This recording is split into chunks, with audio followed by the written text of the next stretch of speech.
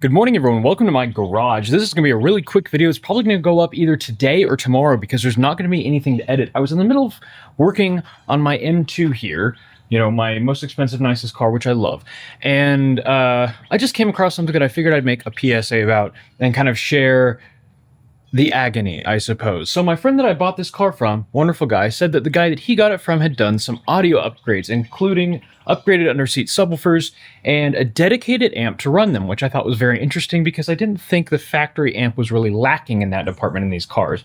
My E92, which I recently sold, had the exact same setup, a factory amp powering upgraded underseat subwoofers, and it sounded great. So I was really surprised when the M2 didn't sound all that good. So I thought today I'd take the trunk apart and take a look at what was installed and see if I could improve it. I was going to put it back to stock and then use the dedicated amp to drive a standalone subwoofer. Unfortunately, stealth subwoofer boxes for the M2 are currently unobtainium, so I'm not sure what my plan is, but I'd like to prepare it for a little more bump in the trunk.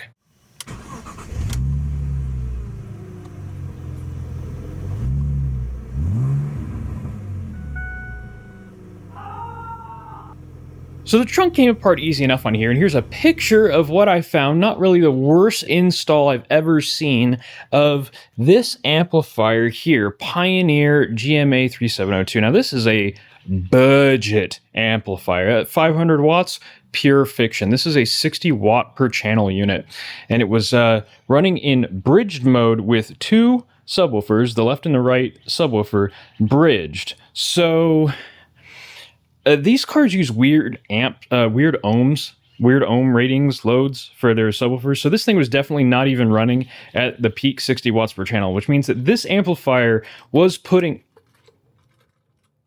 What's rattling? Oh, the connectors are rattling. This amplifier is putting out less power than the stock one would have. So we're going to set that over here with Beloved and take a look. First of all, this...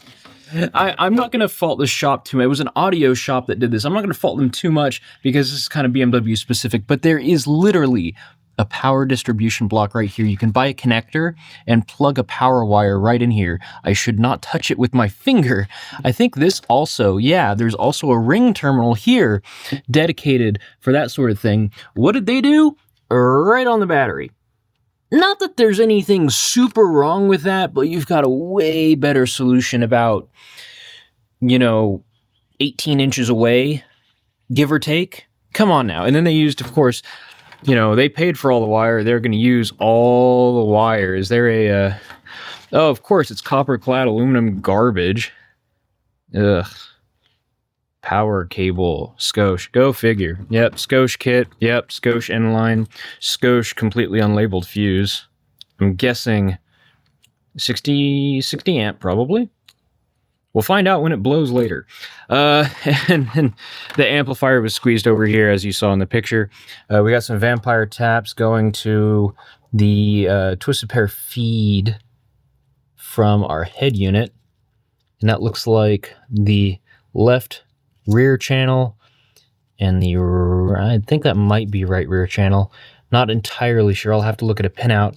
And then they had that going to their outputs feeding back into the power cables that go to the underseat subwoofers. Now I didn't notice this part, so I actually did take one seat halfway out to take a look. There's our subwoofer.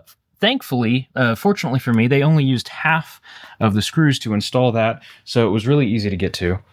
So now, let's see here. Yeah, the outputs, I thought they ran their own wires because I didn't see where these were going. Turns out they went into a big bundle of the crappiest electrical tape I've ever felt in my life. And at first I was really worried because I thought they cut these wires, but thankfully they just depinned the connector, wrapped everything in electrical tape, and then just, wrapped. Here, I'll show you. Where's the end? This is the most disgusting feeling electrical tape. It is absolutely horrendous. Car audio is one of those things where I love it when I do it because I typically take a decent amount of care, but whatever this shop is, they did not take care did not do things properly. This is all a huge hack job. Running their own wire would have been probably the right way to go. The correct way to go would have been to refuse this entire operation, because none of this, there we go, none of this is correct. So now I need to go get some contact cleaner spray and some paper towels and clean off. Look at this. Come on, guys. Super 33 Plus is cheap. There's no excuse. So I'm going to go try and clean that off, and then I shall look. It's going to be these four large spots here, but I got to figure out which one goes where, and I got to figure out how to take this apart. Oh God, I'm getting it all dirty. One moment. The good stuff, I think. I don't know. It might be the good stuff. Seems good to me. Ooh, there's still some. Got some strays.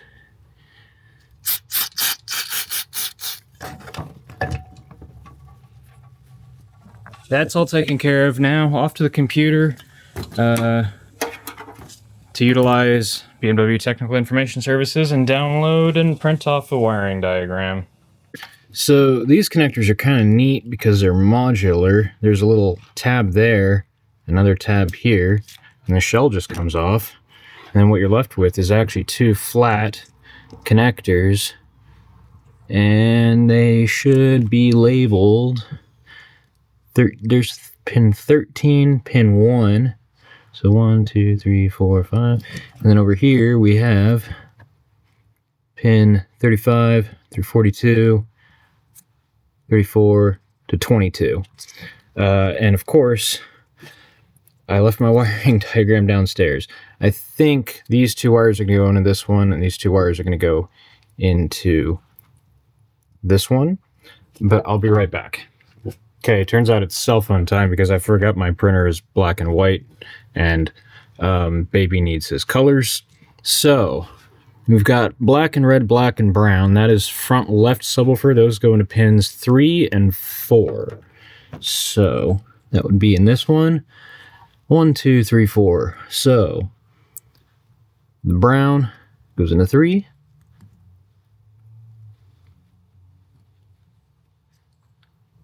Actually, I think it goes. First of all, these need to be twisted as close to the connector as possible. So brown into 3.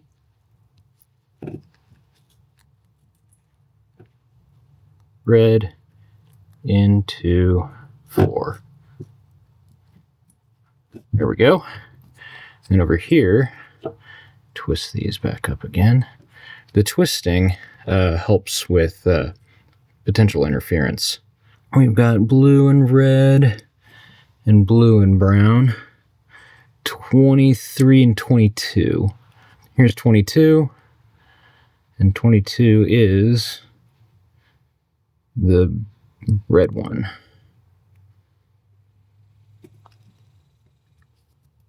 And then this guy in 23.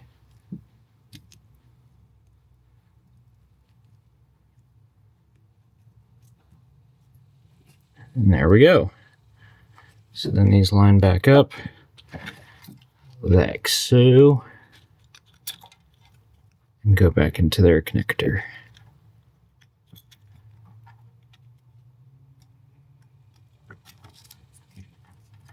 Just like that. Now, I should be able to plug this back into the car and everything will work just like it did factory. In theory. Also, I need to put the seat back together. Well, frustratingly, since I'm not an audio install shop, I don't have the proper size O-ring on hand. Oh my gosh, that isn't even... Sure. I don't have the proper size O-ring on hand to put that cable on there, and also I'd have to disconnect the battery and lose all my presets to do that. I don't feel like doing right now. We got the Alpine in. Let me shine some light on this situation. Got the Alpine in. It's being fed high-level inputs. It has auto turn on. I took all the slack out of the wire except for a little bit so that I can wire it up over here later. I'm going to try and buy one of those connectors to put it into the factory power distribution block, which should be nice. And then, yeah, we just have some wire coming out here that's going to feed through our trim pieces, and then I can hook up a little baby sub. I did have this hooked up for testing, but I hate ported subs, so we're going to go with a little 10-inch sealed Pioneer that I have on hand here, just for giggles. It actually matches that quite well, but I think this is going to eventually end up in Amber's station wagon.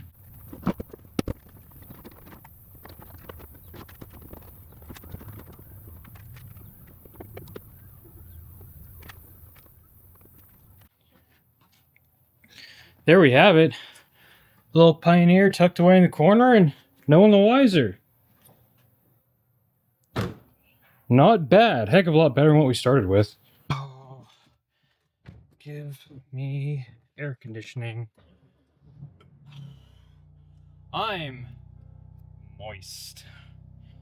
Apparently, I have the amp turned too far down. I was testing with a different subwoofer, that one, which apparently is way less ohms, interestingly.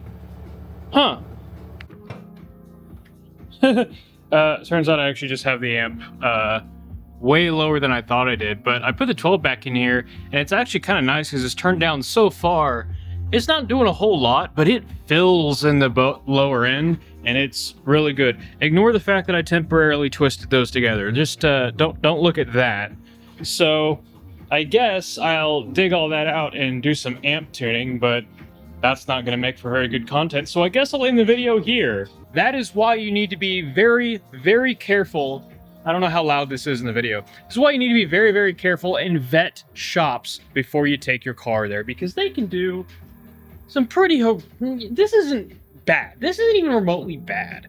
I'm not even that upset about this. It was kind of a fun diversion for a lazy afternoon, but if you don't know it, you know, if you don't have the ability to fix stuff like this yourself, you could get screwed pretty bad. They could ruin your car. They could blow up your amplifier. Who knows? Especially when it comes to sort of weird German stuff like this. So go to shops that have a good recommendation from someone who knows what they're talking about. Someone who could have done it themselves, but chose not to because they have kids. That's kind of the ideal situation. Find that shop, take your car there, and probably get something a little bit more subtle than a ported 12-inch in your car. I mean, that's just ridiculous.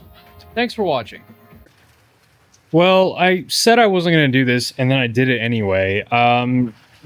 Basically, I spent a bunch of money.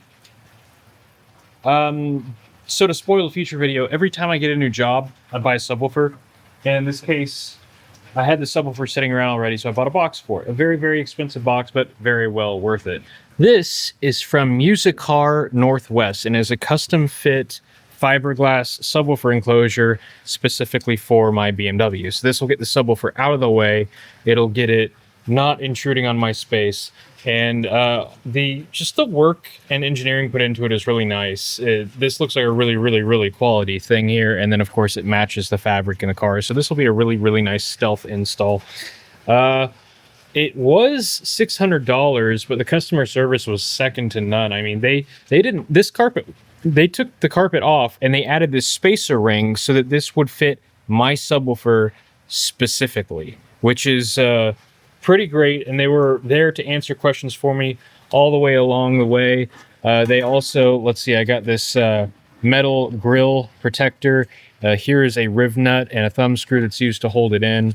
They sent spare connectors and this bit of wiring harness, which is what I use to plug into it. And you'll notice there's 4 wires here because there are two voice coils and a bunch of screws stuck to the basket of my speakers. So I don't need these jumpers anymore to run parallel or series voice coils because I can choose later.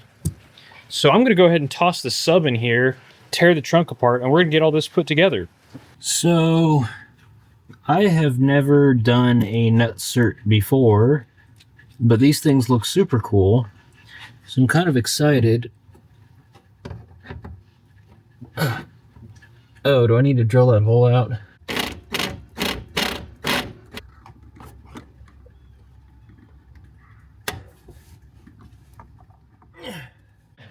I haven't finished shoving all the foam back in, but there it is. Subs wired, both voice coils in parallel. Don't love that very much. Okay. Guess I'll fix my slightly loose.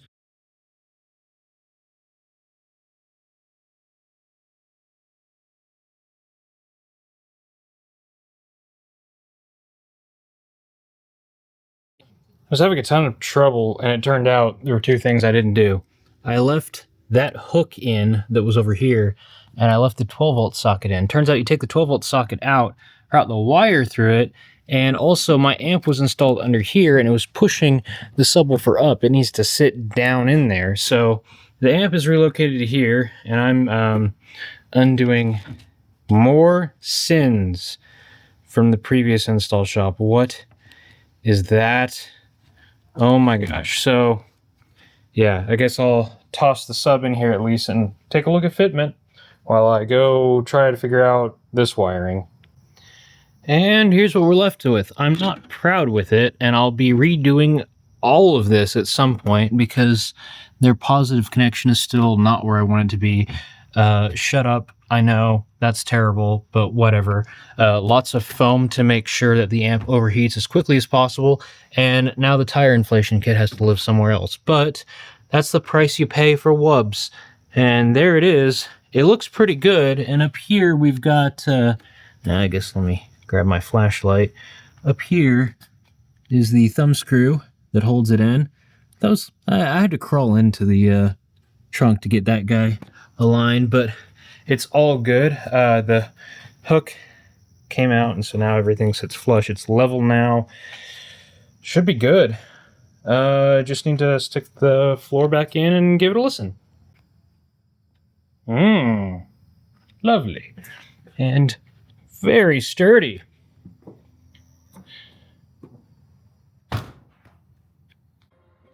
You know what time it is? It's time for music I have the rights to. And this isn't going to sound like much to you guys since you're listening through your speakers, but you'll know by my facial expression.